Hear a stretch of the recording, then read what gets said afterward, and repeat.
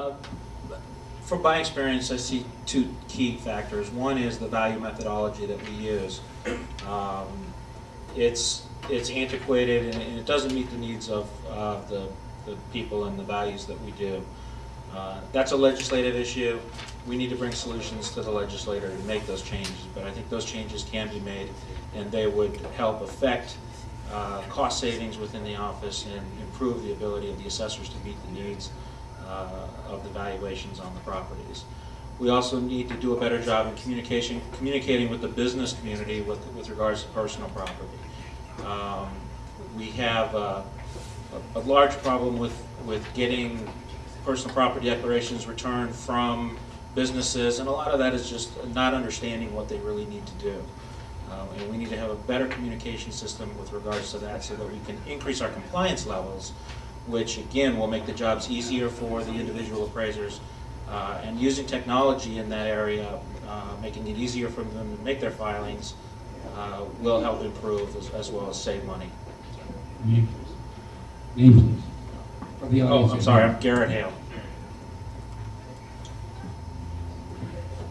They keep pushing it towards me, so I guess that means they want me to speak. Now, just like I was telling you before, I handed each one of you a packet. For those at home that are listening that don't have benefit of the packet, there's quite a few NRSs. I've spent exhaustive nights, which my girlfriend in the audience can attest to,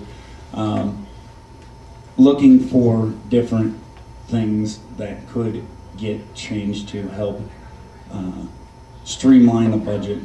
For example, 361 NRS 361.091 line 4 talks about the mailings, and I had spoke with prior to this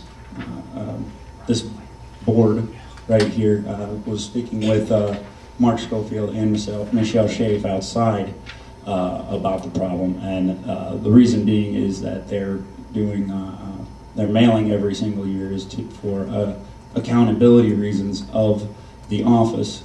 Now, for me, that means that the DMV is not communicating with the assessor's office across the state, not just Clark County, but all the other ones as well. So, implementing, going back to the 4 factors of leadership, lead, leader, communication, situation, the communication is absolutely imperative.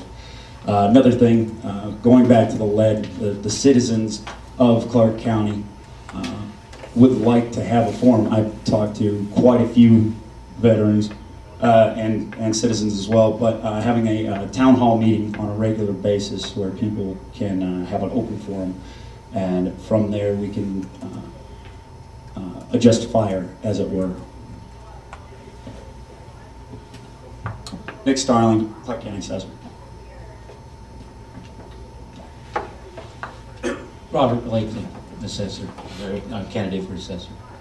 Obviously, from the people on this group that are running, that are already in the Assessor's office, there are obviously some problems because they've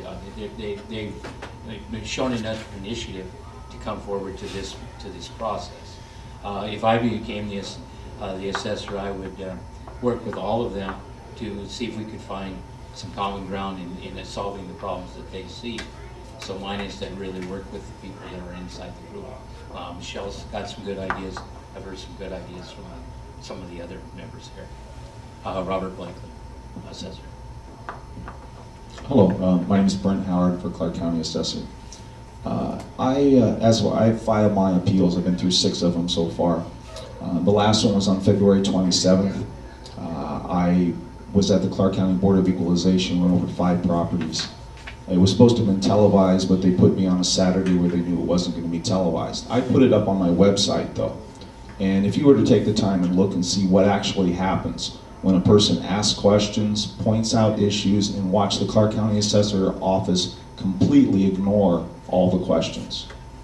What I would do to solve the issues here with the Clark County Assessor, I would be for full disclosure.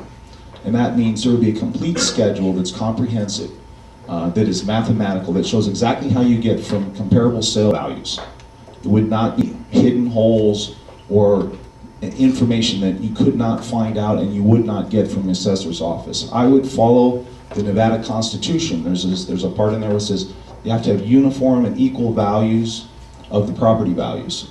That means the methods have to be done the same across the entire state. And there's no reference manual. It hasn't been in existence since 2000, 10 years. So it's absolutely impossible at this point in time for any of the assessors across the state to be uniform and equal. And I would make sure that this is imperative, that we have detailed methods that go through and are okayed by the Nevada Department of Taxation, by the State Board of Equalization, and that I would make sure that all the boards are pushing to make sure the methodologies are important, not just full cash value. Currently, they're just following full cash value. The third issue that I would do is I would allow a reappraisal of the home at any time, or of any property. And I believe that can be done. Currently, we're keeping everybody appealing their property taxes at January 15th, and that's by statute. But it doesn't say anything in any statute that we can't reappraise the property if it's a request by the taxpayer. So those are the three things that I would do. My name is Brent Howard, Clark County Assessor. Thank you.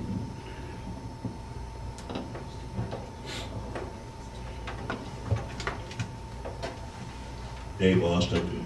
A little reluctant, this is not a setup, because I had it written down the other day.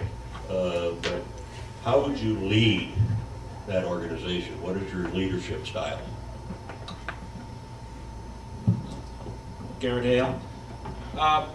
You know, I believe in servant leadership in that, number one, we serve the people and we serve our employees. We need to empower our employees to know that they have responsibilities for their job, and help them and support them in doing their job. So if we serve our employees and treat them in a manner that is respectful, they will perform at levels that are unseen. Michelle Schaefer, Assessor. I always follow the golden rule, treat others as I would like to be treated, and that means with dignity and respect. And in actually having to deal with personnel issues in the office for the last 14 years, I would characterize myself as a fair and very compassionate manager. And again, remembering that, you know, these are all wonderful human beings that we have in the office.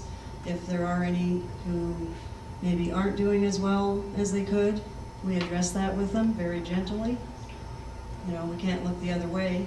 And then if it comes to the unfortunate situation where there is discipline needed, at that point, we've never had anyone surprised.